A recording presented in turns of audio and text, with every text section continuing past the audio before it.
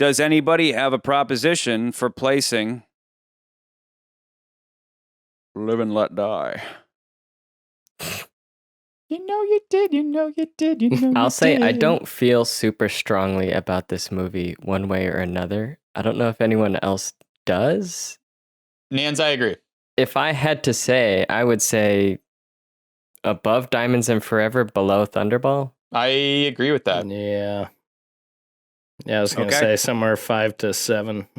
That's kind of, at this I point. Can't disagree with that. It's kind of somewhere right in the middle. That range. Okay, so you guys are saying Goldfinger, From Russia with Love, Dr. No, Secret Service, Thunderball, Live and Let Die, Diamonds Are Forever, You Only Live Twice. Yeah. I'm close. I'm in the neighborhood. I think tonight's overall discussion should probably be Diamonds Are Forever versus Live and Let Die. And if you ask me, where I'm going to be leaning is, I think Diamonds Are Forever is a better movie because of everything we talked about last week. The way that the movie is so balls to the wall, f it, and a straight up comedy, like a shameless comedy. Mm-hmm. Where this movie, they were like, whatever. I guess Bond's like in New York and these different places, like, whatever.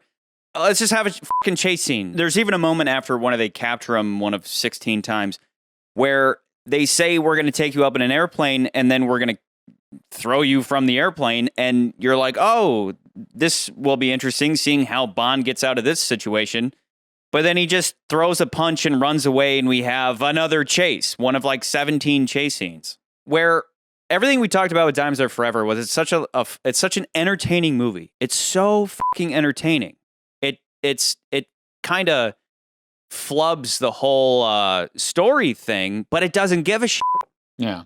And it just entertains the shit out of you. This movie does ask you to take it a little more seriously, but it tries to be funny, but it's not funny. Okay, hang on. Roger Moore, I like Roger Moore. I grew up with him. I think he's a fine Bond. He plays everything for laughs. That's great. But all the lines they give him are just lame puns that don't make you laugh. Sheer magnetism, darling. Well, let's just wing it, shall we, Mrs. Bell? Quite revealing. Mr. Big, where the hell does he fit into this mess? A genuine Felix Leiter. Everything else in the movie makes you laugh. Whisper makes me laugh. Yeah, I like Whisper. The henchmen, like they jump in the pool, they fall in the pool in the boat, and they're pointing their gun and they're trying to paddle. Like the jive ass cab driver is hilarious. Hey man, for $20, I'll take you to a Ku Klux Klan cookout. Everything in the movie is funny except for Bond himself, as opposed to Connery had me fucking rolling. In Diamonds. I'm afraid you've caught me with more than my hands up. Sean Connery has a hilarious fucking boner joke that isn't distasteful because you have to be of an adult mind to understand it. Like a little kid wouldn't know what he was talking about. That's where it's classy and tasteful because it's clever, it's hidden, and you laugh because you're like, oh my God, did James Bond just make a boner joke? Like, that's good stuff. Whereas with this movie, every joke he makes, you're like, Yeah.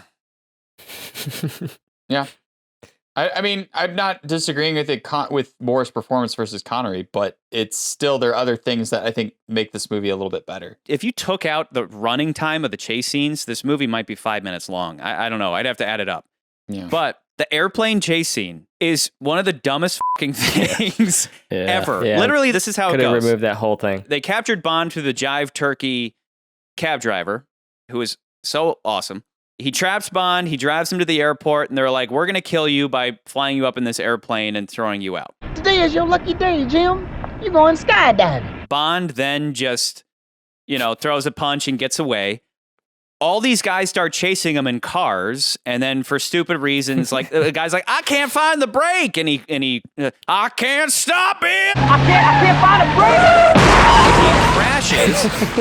Another guy just flies over a plane. Like, it's all a bunch of chaos. Bond is then just flying around while there's like 15 guys with guns and everything.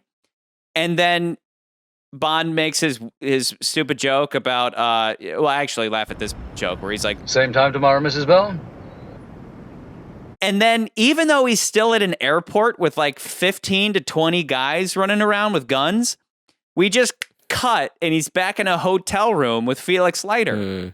Yeah. How did he get out of that situation? Those guys, I mean, that airplane doesn't move fast. You could run alongside it.